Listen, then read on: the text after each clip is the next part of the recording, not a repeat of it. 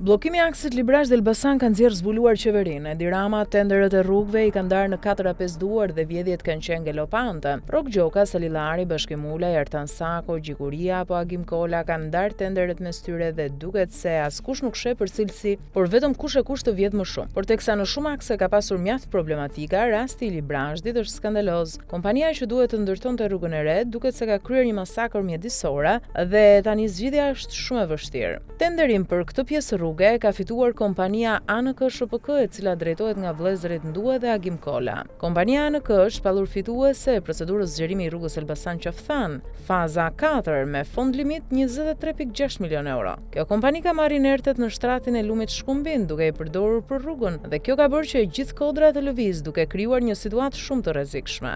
Ndue Kola ka qenë deputet i PS-s dhe është një nga klientët e qeverisë i cili është përblyer shpesh me tender. Një tjetër aks që ka marrë kjo kompani është Korçersek, aksi i cili ka të njëjtat problematika si aksi Librazh-Prenjas. Në të njëjtën periudhë, para 2 viteve aksi Korçersek u shem. Punimet për këtë aks nisën në qershor të vitit 2013. Tenderi për lotin e parë me gjatësi 17.6 km u fitua nga kompania ANK me një ofertë prej rreth 17 milion eurosh. Pas disa vitesh zvarritje, kompania nuk i realizoi dot punimet dhe në vitin 2017 u hap një tjetër tender prej 4 milion eurosh për punime shtesë, që u fitua po nga ANK. Kësaj radhe vetëm për 4 km rrugë të gjerë maksimumit 8.5 metra u shpenzuan plot 20 milion euro. Për këtë aks ishte inxhinieri Romeo Nazarko ai që paralajmëroi shembjen pasi shprehi se projekti ishte i gabuar. Kjo ishte arsyeja që më 30 tetor 2020 inxhinieri Romeo Nazarko dorëzoi në SPAK një kallëzim penal ku padiste drejtorin e kohës autoritetit rrugor shqiptar, ministren e infrastrukturës dhe kompaninë ANK.